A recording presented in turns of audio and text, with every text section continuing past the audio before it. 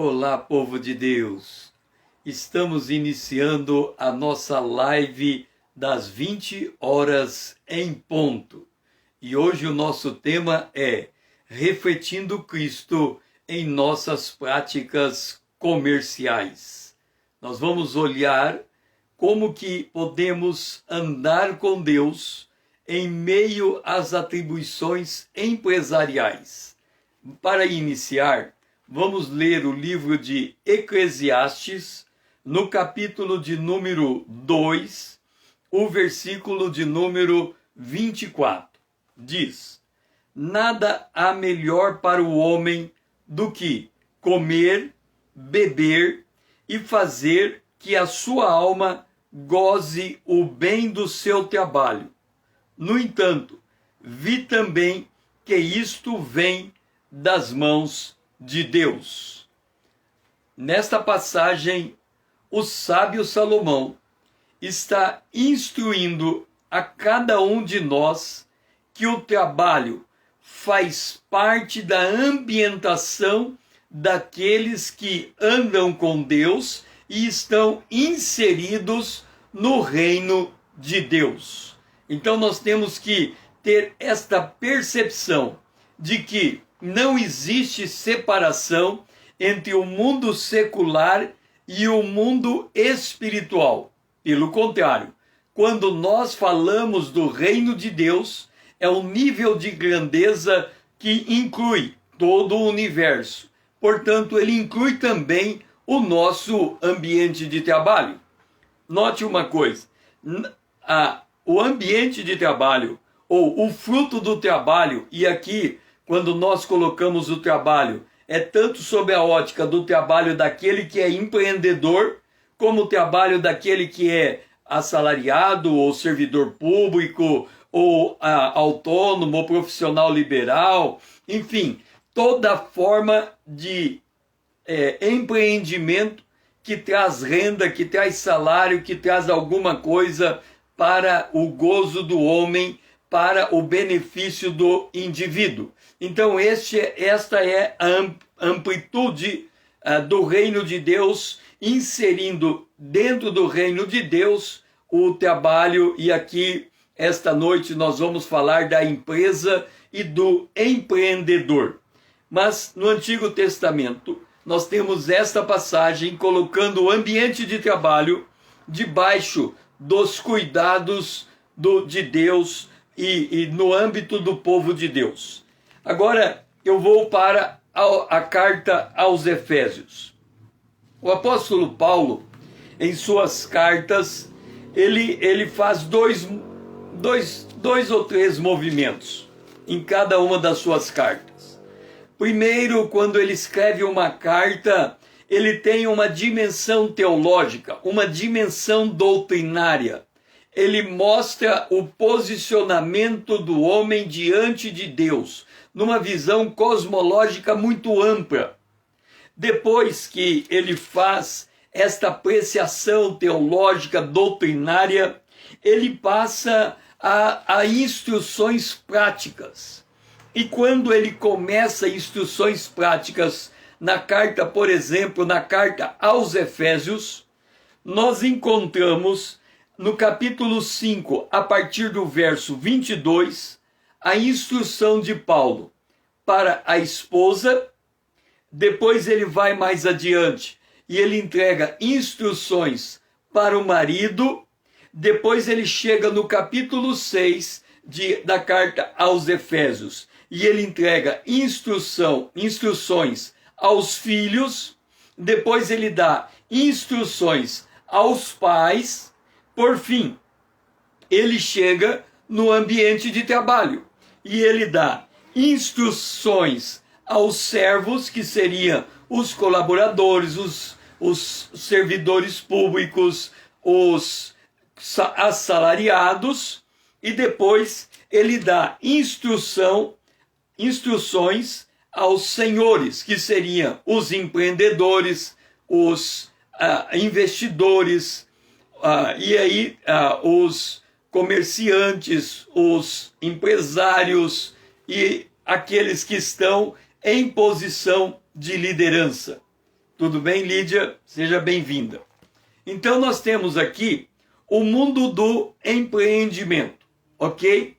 Antes de refletir Cristo nesse mundo do empreendimento, e como nós estamos colocando foco na empresa como um todo, é preciso que a gente desenhe a empresa, esta organização que produz bens e serviços para a comunidade. Vamos dar uma olhada em 4 vertentes. Vamos olhar a empresa em 4 vertentes. Mas eu quero começar pela vertente financeira da empresa, pela vertente econômica da empresa. Depois eu vou fazer outras considerações. Mas a ideia de uma empresa é ter lucro.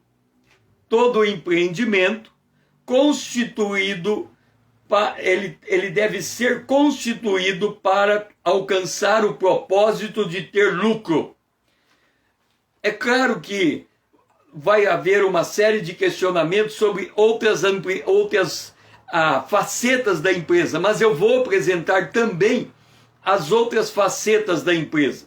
Mas é preciso que nós tenhamos um ponto de partida. Por que eu estou tendo como ponto de partida o lucro da empresa?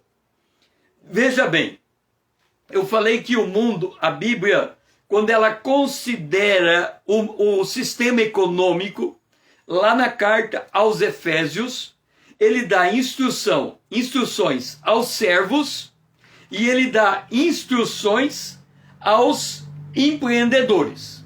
Então os dois têm instruções de Deus e os dois têm que andar com Deus. Ok, o empreendedor, para ele gerir o seu negócio, ele constitui uma empresa.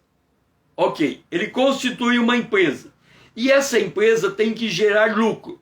Agora eu quero fazer um paralelo para você entender por que eu estou dando a ênfase no lucro e depois, a partir do lucro, nós vamos ampliar o horizonte do que é uma empresa, para depois nós entrarmos como é que Cristo se introduz nesse meandro todo que é uma empresa. Então vamos lá. A empresa tem que ter lucro. Quem é a empresa? Do ponto de vista da Receita Federal, a empresa é considerada uma pessoa jurídica. Ela é uma pessoa, ela tem uma característica de pessoa, porque ela possui uma identidade, depois nós vamos ver isto, mas ela é uma pessoa e ela é uma pessoa jurídica. Agora, lá na Receita Federal, você encontra a figura da pessoa jurídica. E quando você pega o empregado, o servidor público, você vai pegar lá se eu for falar de servidor público, eu vou ter que falar da organização pública, do poder público. O poder público tem o servidor, ele não tem o lucro. Então eu vou tirar o servidor público, vou pegar a empresa e o funcionário. O funcionário, para o imposto de renda, para a Receita Federal, ele é uma pessoa física. Então nós temos uma pessoa jurídica e temos uma pessoa física. A pessoa física, quando ela faz um contrato de trabalho com uma empresa, ao final do período ela tem o salário. Então a pessoa física chega no salário. A pessoa jurídica, ela vai chegar no lucro. Por isso que eu estou dando ênfase, porque eu estou encontrando uma pessoa que vai dar lucro e eu estou encontrando um funcionário que vai ter salário. O apóstolo Paulo, aos Tessalonicenses, ele dá uma instrução ao empregado. Ele diz ao empregado: quem não quer trabalhar, não coma. Se ele trabalha, ele tem salário. Se ele tem salário, ele tem comida. Ok? Então Paulo instrui: se você não quer trabalhar como assalariado, então você não vai comer. Por outro lado, ele poderia dizer o mesmo: se você quiser trabalhar como empreendedor, você tem que ter lucro, senão você não vai comer. E eu vou explicar isso depois, por que o empreendedor tem que olhar para o lucro e por que o empregado tem que olhar para o salário. Mas então nós temos duas figuras diante de nós. nós temos a empresa que gera lucro, o empregado que recebe salário. Então agora, tendo lucro como ponto de partida, vamos desenhar uma empresa, para vocês entenderem aonde vai entrar a instrução da palavra de Deus sobre a empresa. Então vamos lá. Vamos começar na parte econômica. Toda empresa, ela tem que ter lucro. Ok? Toda empresa tem que ter lucro. Agora, este lucro, ele precisa ser medido por duas variáveis importantes. Porque se você não fizer a medição com essas duas variáveis, é claro, tem mais, eu estou simplificando. Com essas duas variáveis, você não vai perceber o quão lucrativo foi tua empresa. E se ela não tiver lucro, ela tem prejuízo. Se ela tem prejuízo, ela deixa de existir. Então, ela tem que ter lucro sobre o patrimônio líquido. E ela tem que ter lucro sobre a venda. A venda. Uma empresa tem que ter lucro sobre a venda e a empresa tem que ter lucro sobre o patrimônio líquido. Mas o lucro não é suficiente para que uma empresa seja sadia. Ela precisa de um outro elemento. E esse elemento que vai fechar esse quadrilátero é o fluxo de caixa. A empresa pode quebrar se não tiver lucro, ela pode quebrar se ela não tiver lucro sobre a venda, ela pode quebrar se ela não tiver lucro sobre o patrimônio, ela pode quebrar se ela não tiver lucro sobre caixa. Então, estes são os elementos estruturantes da parte financeira de uma empresa. Agora vamos entrar um pouco mais para dentro da empresa. E nós vamos encontrar 4 elementos. O primeiro elemento dessa empresa, para ela ter lucro, ela tem que ter uma estratégia. Ela tem que ter uma estratégia. Toda empresa tem que ter uma estratégia para ela ter lucro. Para ela ter patrimônio, ela tem estoque, então ela tem que ter recursos. Uma empresa tem que ter recursos. Para ela ter venda, ela tem que ter processos. E para ela ter fluxo de caixa, ela tem que ter pessoas. Então a empresa, ela tem 4 elementos internos para que ela possa ter esse ambiente econômico. Ela tem que ter estratégia, ela tem que ter processo, ela tem que ter recursos e ela tem que ter pessoas. E todo esse conjunto tem que gerar lucro, lucro sobre a venda, lucro sobre o patrimônio e fluxo de caixa. Bom, se ela tem lucro, ela tem que ter uma política societária. Ela tem que saber como administrar o seu lucro perante os sócios. Porque uma parte do lucro pode ir para os sócios, a outra parte do lucro pode voltar para a empresa para ela poder continuar crescendo. Então ela tem que ter uma política societária. Se ela tem venda, ela tem que ter uma política mercadológica. Ela tem que ter uma política mercadológica, seja de como ela vai trabalhar os seus clientes, como também de como ela trabalha com os seus fornecedores. Então ela tem que ter uma política mercadológica. Se ela tem recursos, por exemplo, uma empresa que tem forte afetação no meio ambiente, mas podemos ter um supermercado, por exemplo. Hoje no supermercado é possível comprar um celular. Um celular tem uma bateria. A bateria tem data de vencimento. E quando a bateria vence, ela tem que ser jogada fora. Então, este mercado tem que ter uma política ambiental. O que é que ele vai fazer com aquilo que ele está vendendo que tem que ser devolvido e tratado? Então, ele tem que ter uma política ambiental. Então, nós vemos que a empresa ela tem que ter estratégia, ela tem que ter processo, recurso e pessoas. Ela tem que ter lucro sobre a venda, lucros. Por que eu destaquei lucro? Porque uma parte do lucro é distribuída.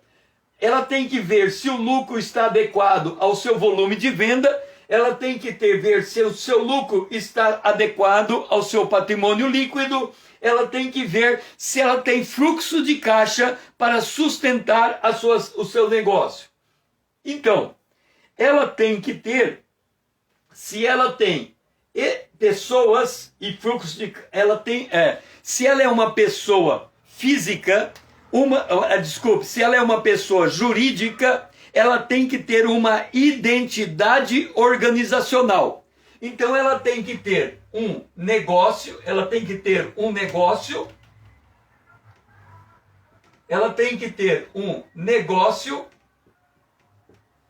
a empresa tem que ter uma missão, vou pôr aqui embaixo, ela tem que ter uma missão, não vou pôr aqui embaixo não, vou pôr aqui, ela tem que ter uma missão, ela tem que ter uma visão,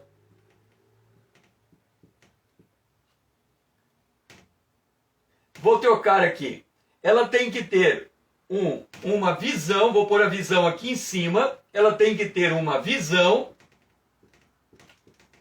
ela tem que ter um negócio,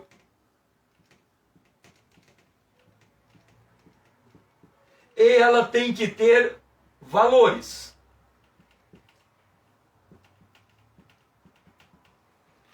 Agora que nós completamos o nosso quadro, nós vamos entender as dimensões de uma empresa. Uma empresa, então vamos colocar aqui, uma empresa,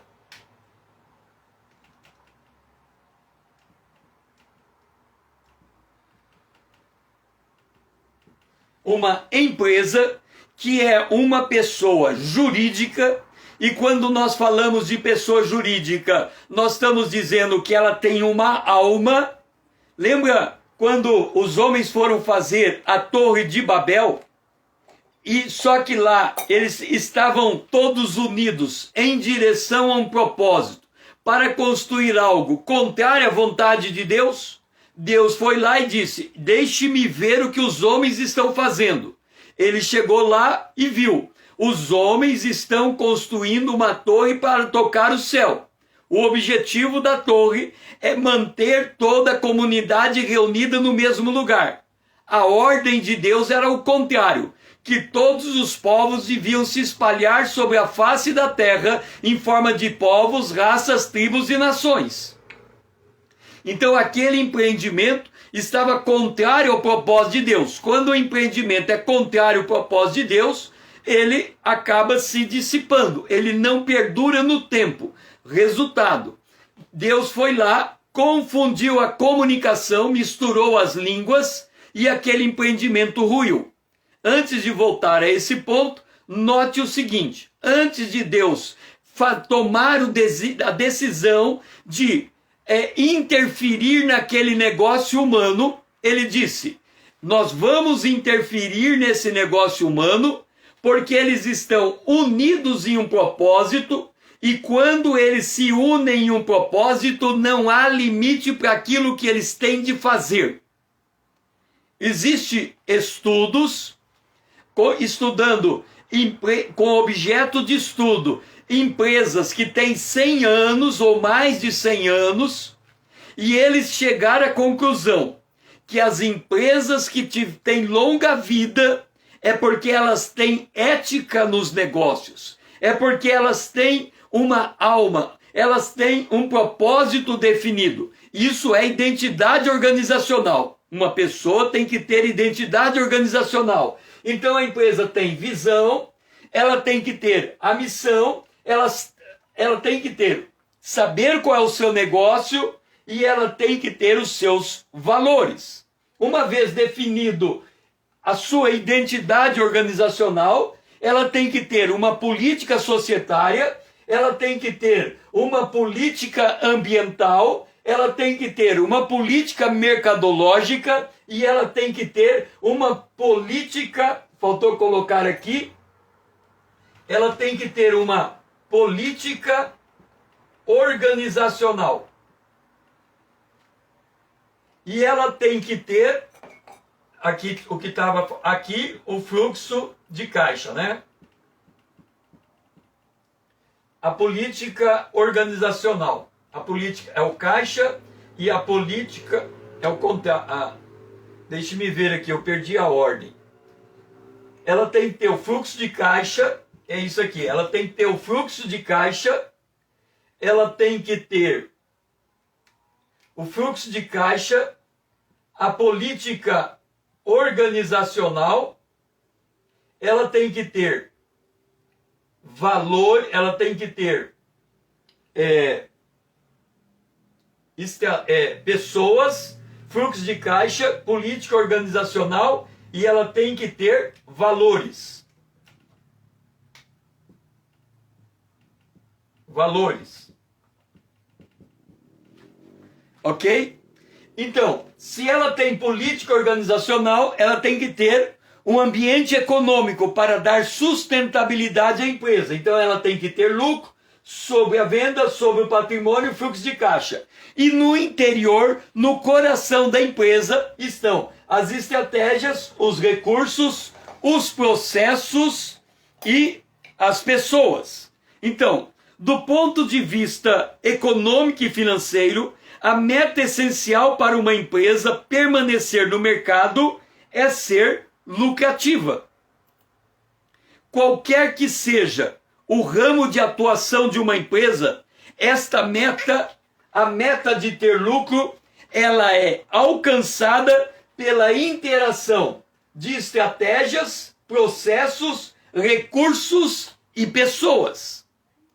E as pessoas estão no coração das empresas. No que concerne a interação das pessoas, o reflexo da conduta dessas pessoas, ele pode ser ético ou não. As pessoas dentro de uma empresa, elas podem ter uma postura ética ou não. Se a empresa não tiver uma postura ética, os fins justificam os meios. É o que aconteceu, por exemplo, com a Lava Jato. O que aconteceu ali? A ganância tomou conta das decisões governamentais e empresariais e eles se entregaram ao ilícito para o enriquecimento. Então, quando a empresa ela abandona a sua atitude ética, ela faz qualquer coisa para ganhar dinheiro. Então a empresa não tem política mercadológica, ela não respeita o seu cliente e nem o seu fornecedor, ela não tem política ambiental, ela não respeita o meio ambiente, ela não tem política organizacional, ela não tem uma cultura bem estabelecida no seu interior, ela não tem uma política societária, os empresários não sabem em que momento eles têm lucro, em que momento eles têm prolabore, em que momento eles retiram o dinheiro, em que momento eles investem mais. Então essa empresa ela entra em uma confusão quando ela não tem conduta ética.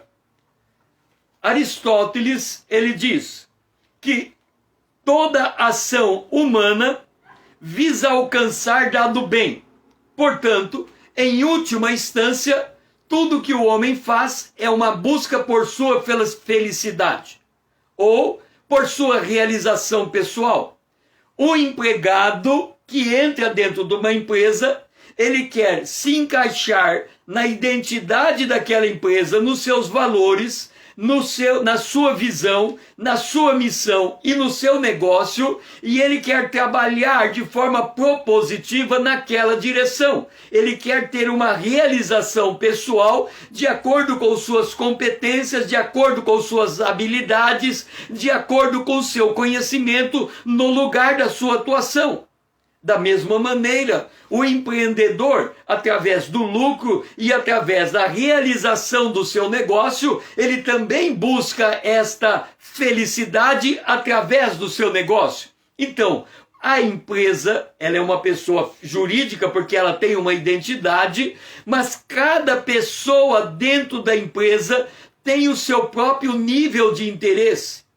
Se estes níveis de interesses de cada pessoa dentro da empresa trabalhar em direção opostas, esta empresa não tem estratégia, ela não tem direção. Uma empresa bem organizada, uma empresa com uma visão sadia, uma empresa que sabe a sua missão, uma empresa que entende os seus valores, uma empresa que conhece o seu negócio, é uma empresa que faz o rio correr para o mar. Tudo vai em uma mesma direção. Tudo contribui para o bem, para o sucesso daquele empreendimento. Portanto, também pode contribuir para o sucesso das suas partes que fazem relação com aquele negócio. Então, uma empresa. Agora, essas diretrizes, estes valores, esta visão ética da empresa, esta visão humana da empresa, ela perspassa toda a existência humana. Por exemplo, os fins não podem justificar, não podem justificar os meios. Portanto, quando um vendedor, quando um comprador da empresa, ele vai fechar uma aquisição de matéria-prima para aquela empresa, ele vai buscar o quê? O menor preço e a melhor matéria-prima que atenda à necessidade do negócio. Se ele chega num fornecedor, o fornecedor diz assim para ele: olha, se você fechar o negócio comigo, você vai receber uma gorda comissão. A Bíblia diz em Provérbios que esse tipo de coisa, dar uma comissão por fora, ele corrompe a atitude do homem, ele perverte o juízo. Então, a pessoa vai lá para comprar matéria-prima. A matéria-prima tem que ter uma qualidade e um preço.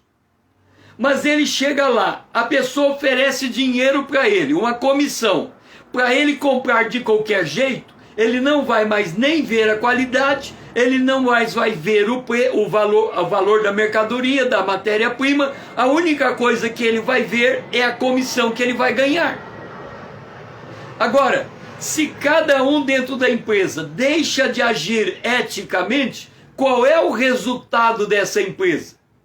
Obviamente, o lucro dela cai vertiginosamente. E essa empresa pode vir, com muita frequência acontece, de quebrar. Então, observa uma coisa que diz Mateus capítulo 7, o versículo 12. Tudo quanto, pois, quereis que os homens vos façam, assim fazei-o vós também a eles, porque esta é a lei e os profetas.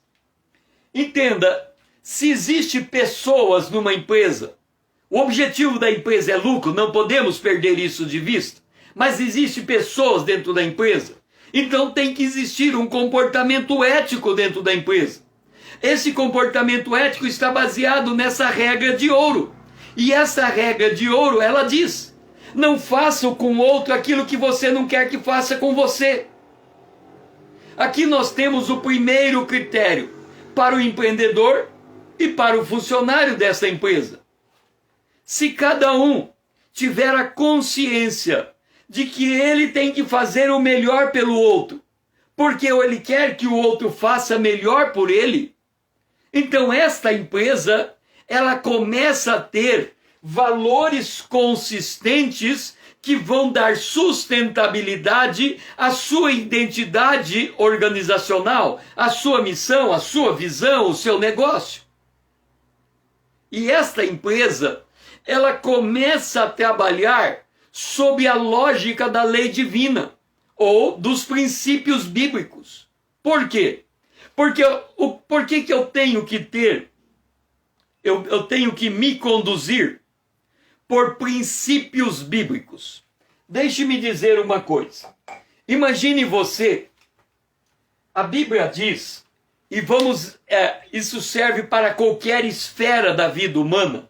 É por isso que, se você me acompanhar na Manhã com Deus, eu tenho dado muita ênfase nisso, de que quando nós aceitamos Jesus, nós recebemos a vida de Deus. A vida de Deus, ela percorre o tempo. A vida de Deus é um processo incessante de atividade.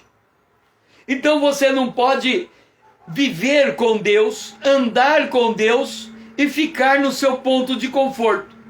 Mas vamos supor que você não queira andar com Deus e que você fique no seu ponto de conforto, que você tome uma decisão de que não vai se guiar por princípios bíblicos, que você vai se guiar por aquilo que você vê, por aquilo que você ouve, por aquilo que você sente, por aquilo que você cheira e por aquilo que você toca, por aquilo que você tem no paladar. Então vamos dizer que você é dirigido pelos 5 sentidos, pela sua capacidade, pela sua sabedoria, por aquilo que você aprendeu, e tira Deus da equação.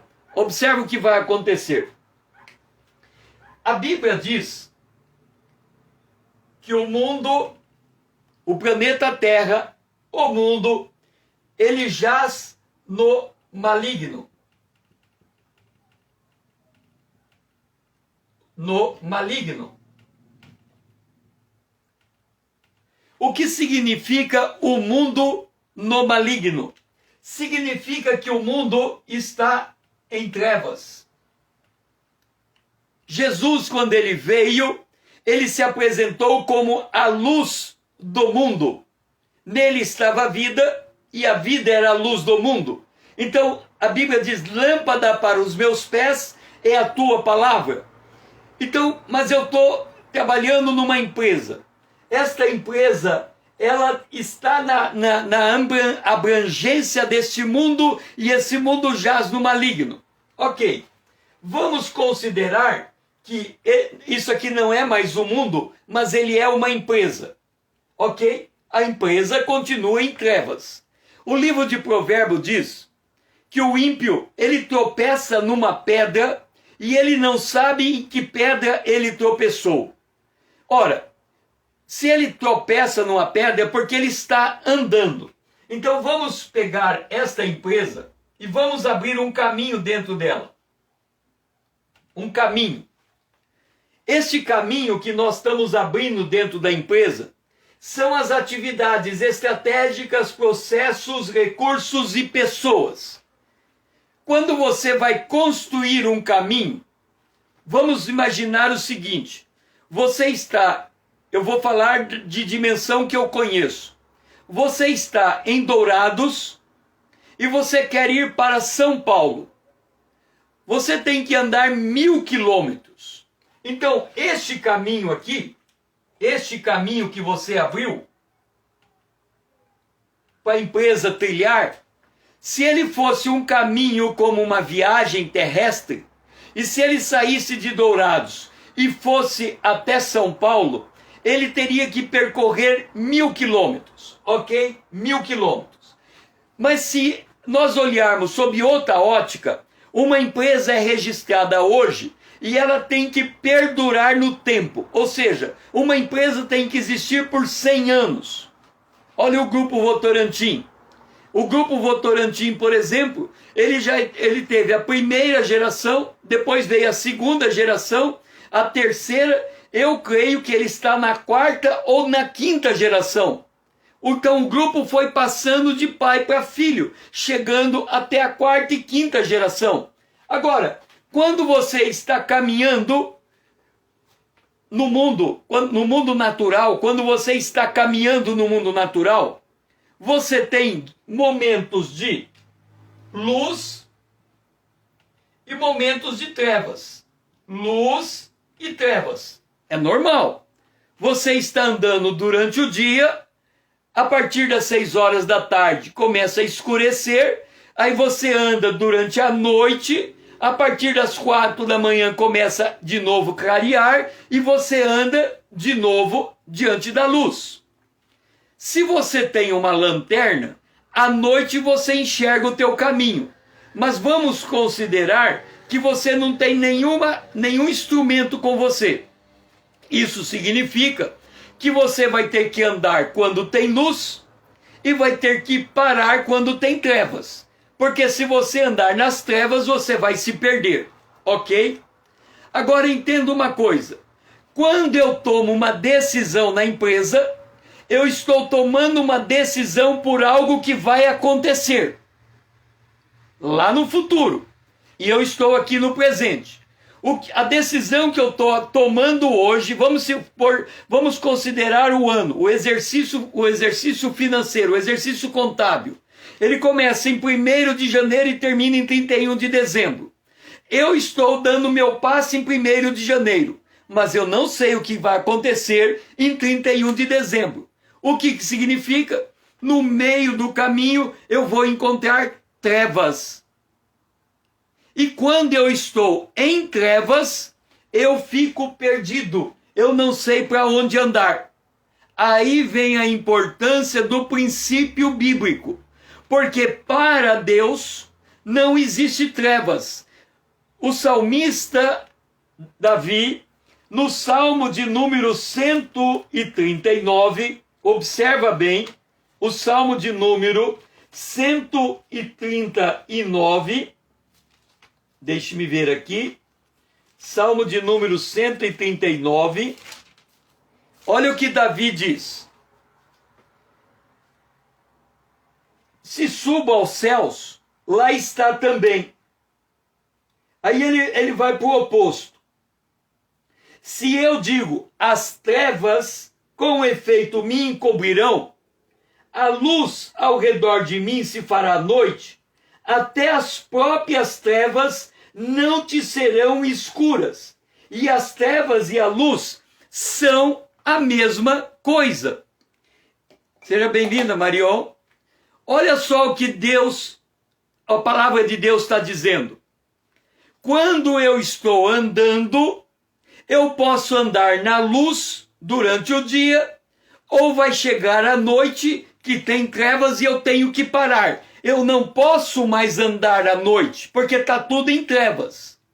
Agora, se eu sei que Deus conhece o meu caminho, quando eu estiver andando em trevas, eu vou me guiar pelo princípio da palavra de Deus. Porque ele diz, lâmpada para os meus pés é a tua palavra, e luz para o meu caminho. O que significa?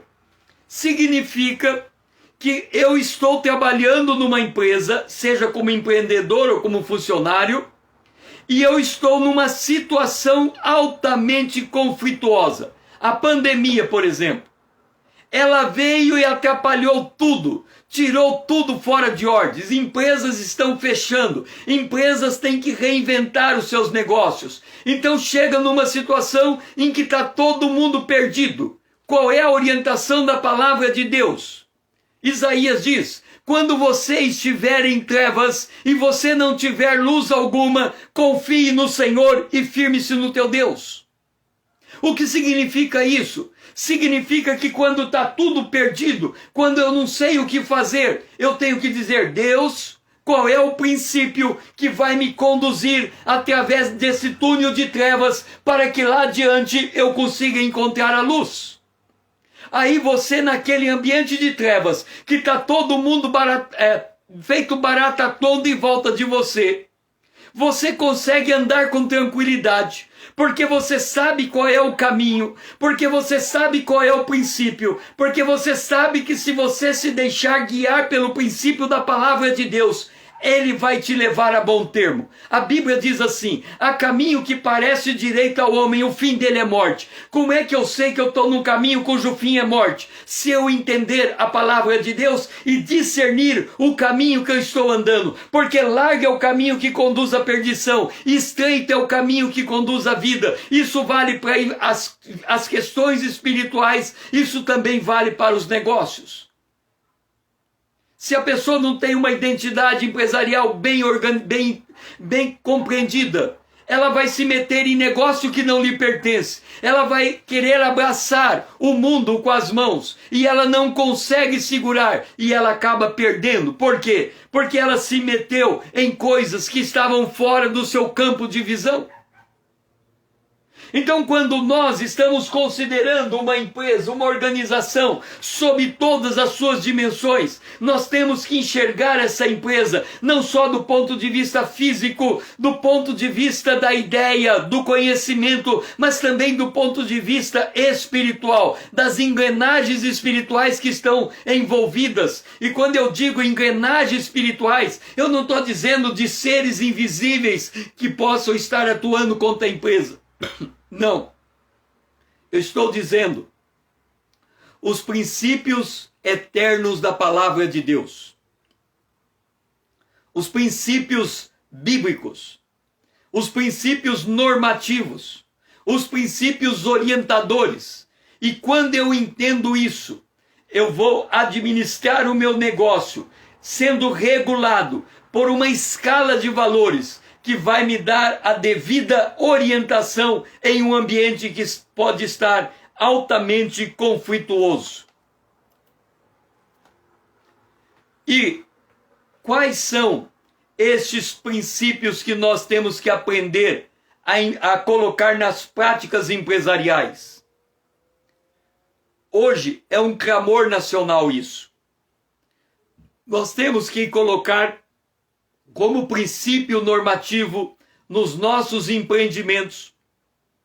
E aqui se aplica a todo nível, seja o nível do empreendedor, seja no nível do empregado, do colaborador, é este: não se deixe corromper. Aonde que eu encontro isso? Provérbios capítulo 1, verso 10. Filho meu, se os pecadores querem seduzir-te, não o consintas. Eu conheci a história de um homem que ele tem paixão pela venda. Uma coisa que ele mais gostava era a venda. E aí ele resolveu ser representante comercial. Você sabe que o representante comercial, ele tem que rodar empresas, às vezes, em dimensões territoriais gigantescas. Ele tem que estar na estrada 15, 20, 30, 40 dias por ano, um período de 40 dias consecutivo, e depois ele volta para a casa dele, e depois ele volta para a estrada. É uma vida muito difícil, a vida de um representante comercial que trabalha na estrada. E esse homem era representante comercial trabalhando na estrada. E ele ia chegar para fechar uma venda, e ele se deparou com duas grandes dificuldades para fechar uma venda. A primeira dificuldade é que os outros representantes comerciais que faziam aquela mesma rota chegava para o indivíduo que ia comprar a mercadoria e eles acertavam um preço por fora, um comissionamento. Tipo assim: eu vou pagar e depois eu pago você um valor tanto. Fazia um negócio lá. Eu nem sei como explicar esse negócio, porque nunca me meti numa coisa como essa, não saberia explicar. Mas quem é do ramo deve entender como é que acontecia esses comissionamentos. E esse representante comercial, ele colocou no seu coração que ele não ia participar dessa prática. Então, como é que ele conseguiria vender em um mercado que todo representante comercial recebia um valor por fora para fechar as suas vendas. Ele tinha que vender baseado na sua ética, na sua conduta e no valor da sua mercadoria. Ele tinha que conhecer muito bem a mercadoria e apresentar ela de tal maneira que ele quebraria aquele antro de corrupção que estava no entorno daquele mercado, estabelecendo a sua própria prática comercial. Segundo drama dele é que quando terminava as negociações comerciais e essa gorjeta, essa comissão era distribuída ali entre as partes, não sei nem como se faz isso, aquele encontro de negócio terminava num bairro, naquela região que tem aquelas mulheres que se oferecem, sabem em que condições. Então terminava lá.